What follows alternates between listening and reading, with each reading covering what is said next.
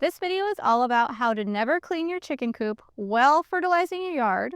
And keeping your chickens happy. All right, let's get into it. The idea of never cleaning your chicken coop is pretty appealing, at least it really was for me when we first got chickens. And the reason this all came about is because I grew up with chickens and he grew up with chickens, and I had chicken chores at my house and I absolutely hated them. I decided I never wanted chickens as an adult because I never wanted to be the one in charge of really needing to do that all the time. And then we got married and I wanted chickens. She didn't want chickens, but I brought home some chickens. so we came home with some chickens, and I'm not happy about the chicken coop cleaning chore that will eventually happen. And that's kind of where we settled on this compromise of how can we have the chickens but never really have to clean the chicken coop. And then the idea of a movable chicken coop was born. And I know most people have seen the movable chicken coops that people have out in the idyllic green grass summertime fields that people pull around. And that kind of spurred our thought on this, I think. But we needed to have a coop that was functional year-round here in Montana in the cold winters. Yep. So these are not just summer runs for the chickens. This is something they live in all year long, summer or winter. And it's functional, and we're in Montana, we're in a cold place, and sometimes we have a ton of snow. Right now we don't. They deal with a lot of really cold weather, the chickens that is, living in coops that are portable. So let's show you a little bit about our coops. We'll show you around them next. This first chicken coop right here is the first chicken coop that we made when my husband brought home those baby chicks a long time ago, and it was kind of just something that we drew up in our head and decided to put together. We actually thought we would have the birds stay in this little tiny run out here and then roost in here at night. This part honestly is completely pointless to us at this point because they just go and free range out in this sectioned off portion of yard. We built this little coop off of like a 4x8 sheet of plywood, so minimal materials. Anyway, to move it, we just got these little wheels that pivot on a bolt on the back there. You bring the wheel down and push on it to stand on it a little bit, put the pin through the hole, and that pins it to the frame, the bottom part of the frame. Push it down with your body weight, pin to the frame, and the wheels are now holding. The idea behind these for the most part is you can move them a long ways, but really it's just moving them off of the manure that they already created. You do this about like once a week is really ideal, and you can really wheel it a long ways. On real uneven terrain, it'd be a little more difficult to get some bigger wheels. But for our flat ground, this works pretty good. And yeah, we've moved them, I mean, a couple hundred yards easily. Not too bad at all. The hardest part about it is if you have to move it a long ways is getting the chickens to come with it. Because after you move them, they want to stay over wherever they were at. And you have to catch them all that night and bring them over with it. This time of year too, we have power at the old owner's chicken coop there, and we just run our lights off of that because it's easy instead of 12 volt like we used to. So that's that one. That one's nice and easy to move. Yep, and let's go look over here. So here is all of the manure that the chickens have been making inside of the chicken coop, and we're just going to leave it there and let it fertilize. This is actually in a new orchard space. Here's a little apple tree right here. We're just going to leave it there, let it fertilize the ground, and not have to clean the chicken coop. And you notice that we have a nest box on the back of this one. We have actually boarded this nest box up so that the chickens can't actually lay eggs in there because we put the nest box in at the same level as the roosting poles. Yeah. And so they'd climb in there and they'd poop in there all night. And so we were sick of it. Got sick of it. Putting it down lower would solve that problem. This coop, roosting coop part is 4x4, I believe. And it's not insulated. And we just put some roosting poles in there.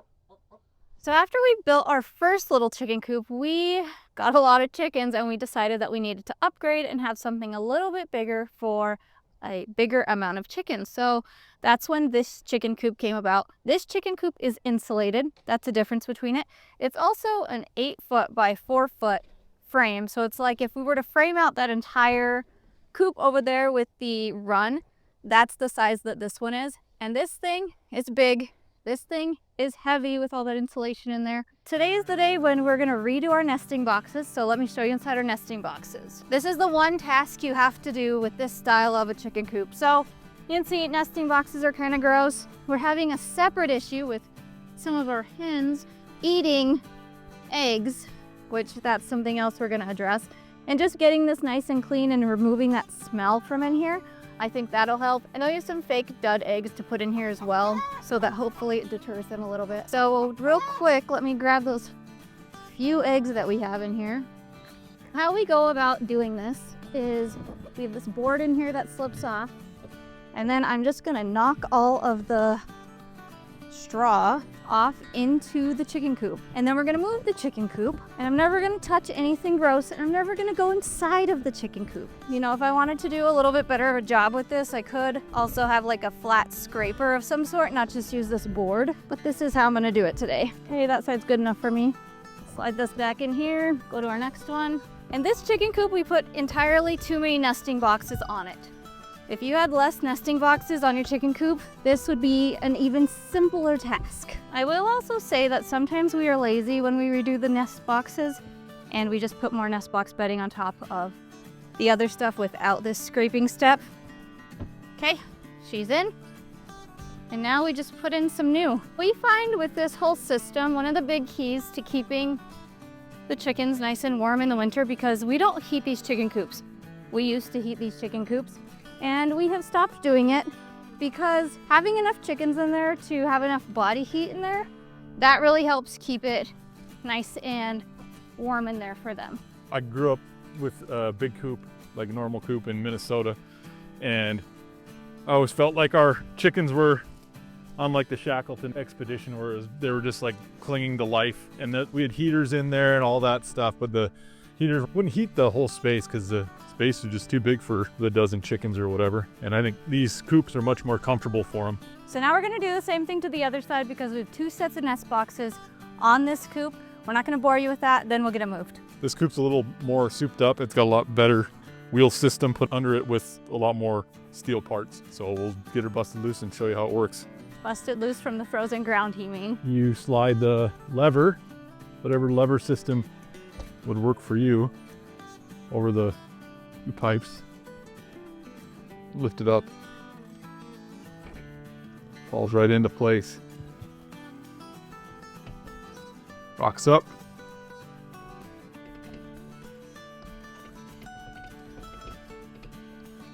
There we go. We are losing daylight, but I want to show you.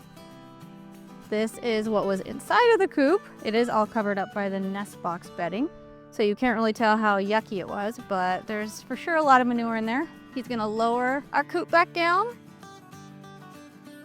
So in the winter, when we get, well, normal real winter, we get a fair bit of snow and a lot more cold. I'll bank it up and we'll leave them in one spot for a while longer, not move them as often, but bank it up with snow to really help insulate them. And then when you do have to move it, you just shovel, you know, a coop length path for you to pull it forward and move it, and that works great. I still think that beats actually cleaning a real chicken coop. Yeah. Yeah. And then you might be wondering about predators, and that is something that, you know, we're kind of just taking a risk with, because they could dig in under this. And we have had fox before at our old house, and kind of just took getting rid of the fox to get rid of that problem. I mean, the way we raise our chickens, we give them a lot of freedom anyway, and so they're liable to be killed by predators no matter what. Take care of the predators on your own. Knock on wood, it's been fine for us so far. We've had chickens on a system like this for about 10 years or more in a northern climate, and it's definitely doable with a movable coop all season long. And yes, we did have to redo the nest boxes, but we didn't have to go inside the coop and show out the coop, and it's just so much better. And one other thing I would like to touch on is we used to use this system in our garden when we didn't sell to other people, when we just grew produce for ourselves.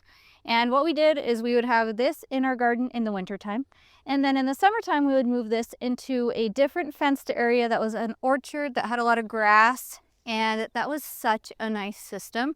And I would definitely go back to doing it again if we were just growing food for our family. But being that we're growing a lot more food for a lot of other people, we didn't want to mix the fertilizer, the manure with the gardens directly like that without giving it time to compost and break down.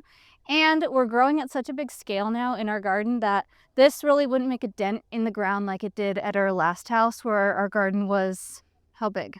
60 by 80 or 80 by 80 feet, something like that. Now it's just, it wouldn't even scratch the surface. So it doesn't make sense anymore. But if you are growing a home garden, that could be a really good idea to have this in your garden in the wintertime, and then in the summertime, move your chickens somewhere else and have them on some nice grassed area and move your coop. And you might be wondering, well, won't this just kind of kill the grass?